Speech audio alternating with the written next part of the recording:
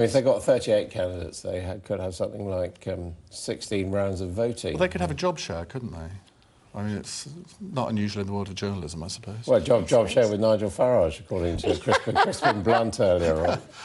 Yeah, I don't think that's going to happen somehow. But he has more influence on the Tory party leadership than probably any Tory politician at the moment. Would you say that's true? And it's true, and it's incredibly frightening because, you know, there's a kind of history repeating itself, the charismatic populist leader whipping up the people. You're going to liken him to Hitler soon, are you? I said populist leader whipping up the population, and he's good at that. But actually, he's a very dangerous man. And I've said publicly, and he hasn't sued me yet, that he's a bounder. Well, I mean, quite different. So, sorry. But we saw him on Lewis Goodall's report about his health regime. But is Philip Johnson right that you know, no one has really got the answer to that? No, they haven't, because, I mean, Yasmin's just demonstrated that during the last referendum, the only thing that people could say about Leave politicians was that, oh, they were nationalist and racist. They couldn't actually articulate a vision for their vision of the future, and nothing has changed. All they can do now is use the F word and say that he's a fascist.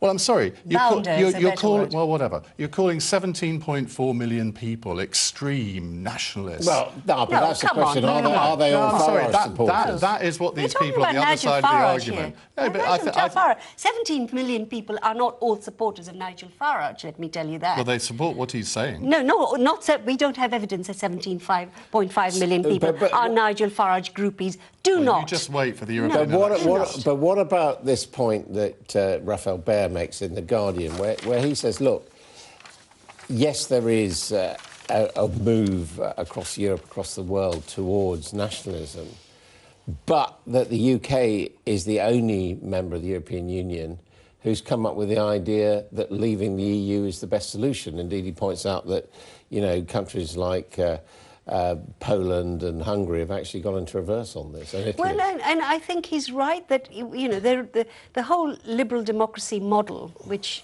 is part of European history, a very dark European history, is worth fighting for. What is sad and what is actually very depressing is how many people, politicians and journalists and others, want to roll over because of the Farage factor. This thing is worth fighting for. What happened in Spain is interesting. They talked up the 10% who voted for the hard right. For Vox, yeah. Yeah, but the real result was they didn't make that breakthrough.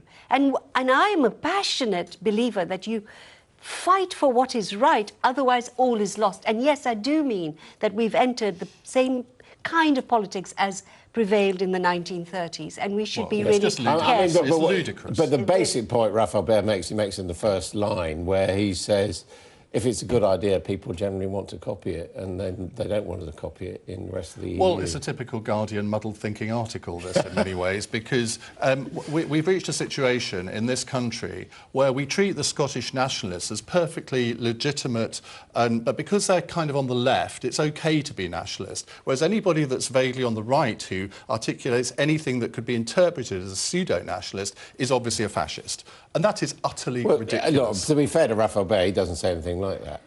Well, if you read his article... I don't think the Scottish nationalists ever had buses saying...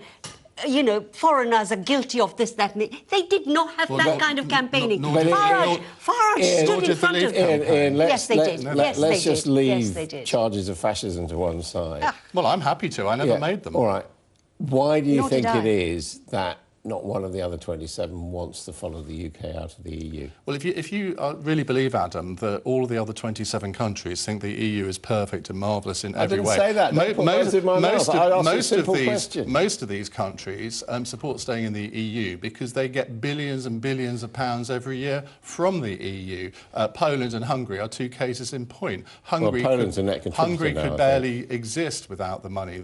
Well, Poland over the years has had billions. Yeah, but it's now a net from contributor. The EU. So, I mean, look, I'm not saying that Brexit over the last 3 years has been a cakewalk or perfect in any way. It's been an absolute shambles the way the government's handled it. So is that why people aren't copying it? Well, probably it is. But if you're really going to say that, well, you're a member of this organisation and no one can ever leave, what kind of democracy is that? No, excuse me, also... Well, if one is saying that, not you. No, it needs reform. But actually having destroyed It's this shown nation, itself your lot, incapable of your, reform. It's not my lot. your side has destroyed the cohesion of this nation. Now Not you want at to all. destroy Not at the all. EU. It's not going to happen. They will not let it happen. No, they are... Long live I Europe. thought you were going to hit me then. Okay. No, I'm being No, pro-European You can here. take it outside. Thank you both very much indeed.